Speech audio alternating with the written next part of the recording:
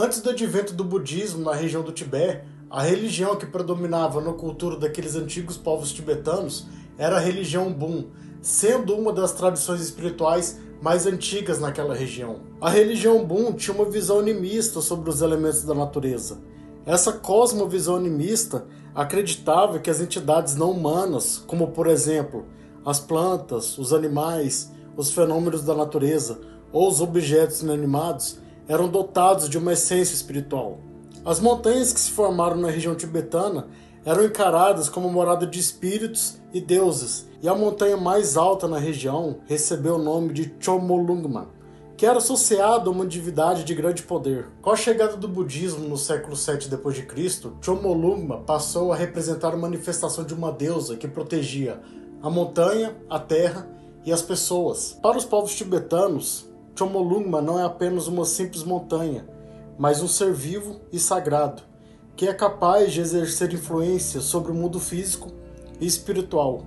Somente no ano de 1865, quando o Major-General Sir Andrew Scott decidiu que Chomolungma passasse a ser chamada pela alcunha de Monte Everest, em honra ao seu antecessor Sir George Everest.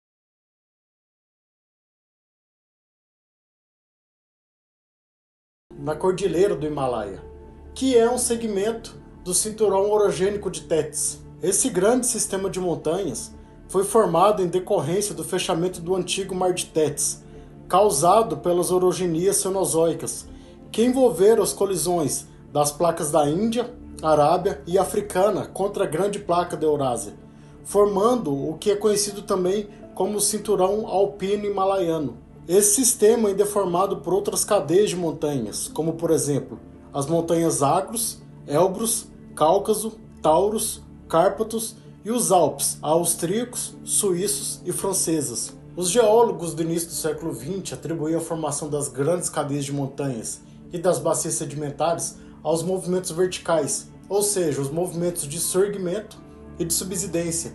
Para esses cientistas, os movimentos verticais eram os vetores responsáveis pelo motor que gerava a engrenagem para formar as estruturas geológicas que se observava na superfície terrestre, tendo por base a teoria da contração da Terra devido ao seu resfriamento. Em 1873, o geólogo norte-americano James Dwight Dana cunhou o termo geossinclinal.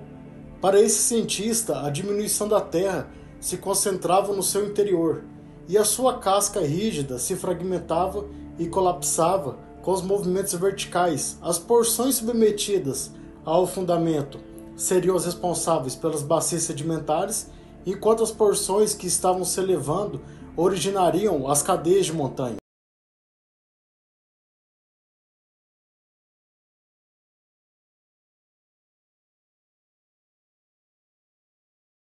O pensamento de que apenas os movimentos verticais seriam os grandes responsáveis pela formação das estruturas geológicas do nosso planeta foi praticamente unânime, até que no início de 1912, o geólogo alemão Alfred Wegener colocou isso em prova através da sua publicação A Origem dos Continentes e dos Oceanos. Para esse autor, os continentes derivaram da fragmentação de um único continente e se moveram sobre a superfície terrestre até as posições atuais. Ele acreditava que em torno de 200 milhões de anos atrás existia um único continente, o Pangeia, e era rodeado por um único oceano, o Pantalasa. Os deslocamentos dos continentes teriam se dado como se fossem jangadas deslizando sobre os oceanos, através do efeito de rotação da Terra, até chegarem às posições atuais. E essa movimentação horizontal teria empurrado, deformado e levantado sedimentos do fundo oceânico, formando as cadeias de montanhas. Para Alfred Wegener, os movimentos horizontais eles eram fundamentais na história da Terra, o que acabou gerando debate entre a escola fixista e a escola mobilista de geologia. Fixista, os adeptos dos movimentos verticais, ou seja, a teoria da geossinclinal, e os mobilistas, que acreditavam nos movimentos horizontais.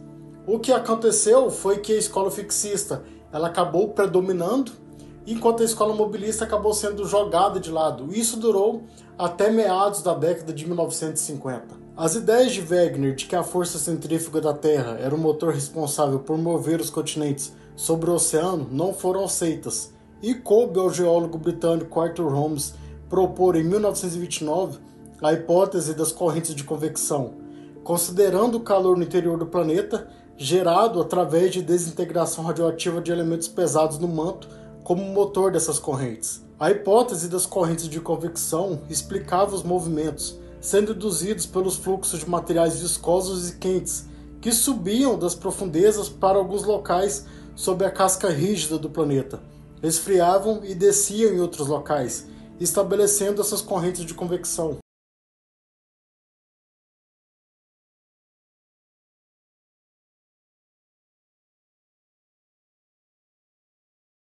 A década de 1960 foi extremamente fértil para os campos da geologia e da geofísica, e os estudos do relevo submarino, a datação de fundo oceânico, geomagnetismo, espalhamento da sismicidade no nosso planeta serviram de base para o advento da teoria da tectônica de placas. E rapidamente foi possível reconhecer que a porção externa do nosso planeta se comportava como uma casca rígida, a litosfera, e estava segmentada em porções. O geólogo canadense John Tuzo Wilson nomeou essas porções como as placas litosféricas, e que se moviam na superfície da Terra sobre uma camada de comportamento plástico situado abaixo, que era a astenosfera. John Tuzo Wilson foi o geólogo responsável por sistematizar os processos que envolviam a quebra de um continente e a abertura de uma bacia oceânica e a aglutinação de massas continentais, culminando com o fechamento de oceanos. Isso sistematizando o que ficou conhecido como ciclo de Wilson. E esse vai ser o tema do nosso vídeo de hoje. Hoje nós vamos falar sobre o ciclo de Wilson. Para você que não me conhece, meu nome é Vinícius e aqui vocês estão no canal do Geologando. E nós falamos sobre vulcanologia, tectônica de placas, bacias sedimentares e outros temas que estão dentro da geologia. Se você não é inscrito no nosso canal, a gente convida você a se inscrever, ativa o sininho aí, deixa o seu like e deixa aí nos comentários alguma dúvida, alguma sugestão de vídeo. E dito isso, vamos pro vídeo.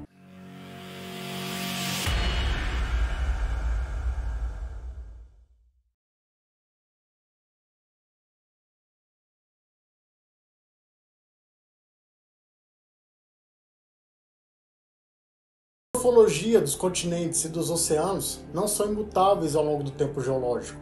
Elas estão submetidas a contínuas mudanças. Nós podemos ver a formação de um continente, a quebra do mesmo, a abertura de uma bacia oceânica, desenvolvimento de zonas de subducção de placas e a colisão de massas continentais sistematicamente hierarquizada dentro de um ciclo de Wilson. O ciclo se inicia com uma massa continental captando todas as massas continentais na superfície terrestre, formando um único supercontinente. Em um dado momento, esse supercontinente se quebra, formando uma bacia oceânica, e inicia-se o processo de deriva dos blocos continentais, até que essas bacias se fecham futuramente, ocasionando os processos orogênicos e a formação de um supercontinente. O que acontece ao longo da história do nosso planeta é que um ciclo de Wilson acaba sucedendo outro ciclo de Wilson mais antigo, o que configura o ciclo dos supercontinentes. Alguns supercontinentes são reconhecidos ao longo da história do nosso planeta, como por exemplo o supercontinente Rodinia, que é da transição entre o Mesoproterozoico e o Neoproterozoico, cerca de 1 bilhão de anos atrás, enquanto o supercontinente Pangeia é relativamente mais jovem, há cerca de 250 milhões de anos. O ciclo de Wilson ele pode ser sistematizado em 6 estágios de evolução ao longo do tempo.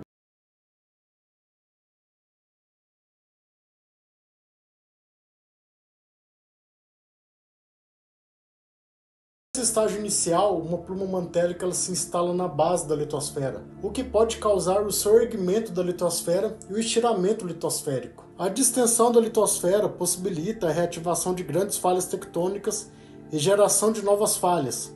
Com o decorrer do processo, essas falhas começam a se conectar, formando os rifts continentais. Associados a isso, ocorre também uma intensa atividade vulcânica. É comum que esses rifts que estão se formando, eles começarem a se conectar e formando o que a gente chama de junção tríplice, que são 3 ramos de rifts.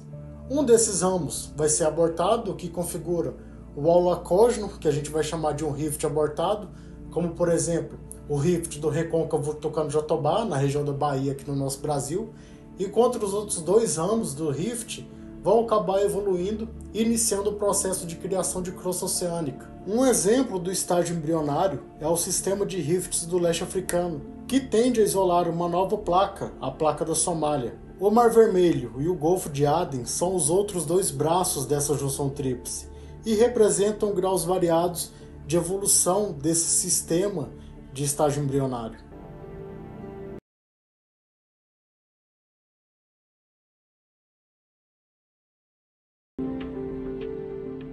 Com a evolução do sistema de rifts, as massas continentais que estão envolvidas nesse processo vão começar a afastar uma da outra, o que vai iniciar o que a gente chama de deriva continental.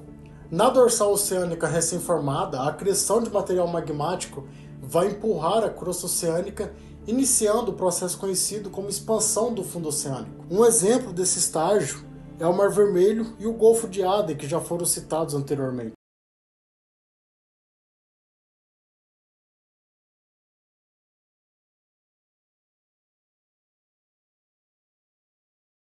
Os continentes e a expansão do fundo oceânico, vai ser possível o desenvolvimento de uma bacia sedimentar do tipo margem passiva, que vai se desenvolver em ambos os lados dos continentes que se separaram. E o Oceano Atlântico é o grande exemplo desse estágio, sendo que o Atlântico Norte começou o processo em torno de 180 milhões de anos, enquanto o Atlântico Sul é mais jovem, com a idade aproximada de 130 milhões de anos. E uma pausa rápida aqui nesse vídeo, nós vamos falar aqui sobre o nosso curso de interpretações de questões de concurso público para Geologia e também para Geofísica, para você que está estudando aí para prova da Petrobras, CPRM, NP, ou prova de prefeitura, ou órgão ambiental. E aqui a gente separa os tópicos, seja mineralogia, petrologia, geologia estrutural, geotectônica e outros temas da geologia, né?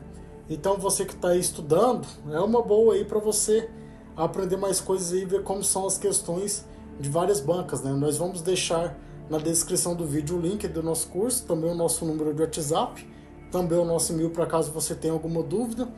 E venha tirar suas dúvidas conosco aí, né? Também é uma forma de ajudar o nosso trabalho aqui, tanto no YouTube como aí no Instagram. Se você não segue a gente lá no Instagram, também o link vai estar na descrição. E dito isso, vamos voltar para o vídeo.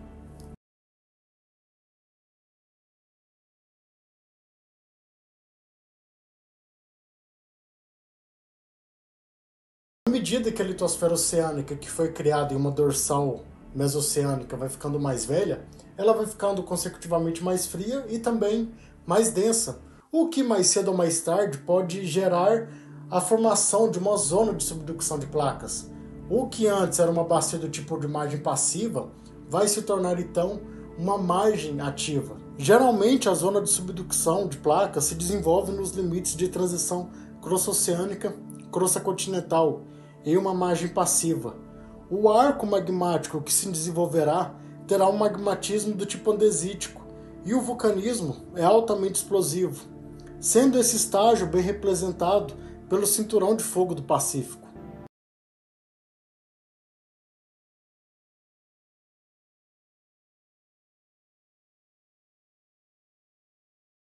Com o progresso do consumo da litosfera oceânica nas zonas de subducção de placas, a área do oceano vai ficando cada vez menor. O que anteriormente era um grande oceano vai ficando cada vez mais restrito, até que as massas continentais começam a se aproximar e então a colisão ocorre. Um exemplo desse estágio terminal é representado pelo Mar Mediterrâneo, que é um dos últimos respiros do antigo Mar de Tétis.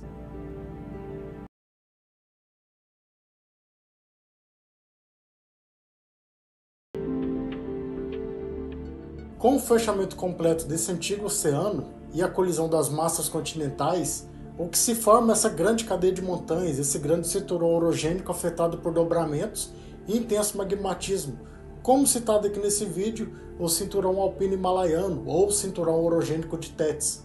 Esse estágio é o estágio final do ciclo de Wilson, que vai ser a aglutinação dessas massas continentais, formando um supercontinente, e esse supercontinente futuramente ele pode se fragmentar, dando início a um novo ciclo de Wilson.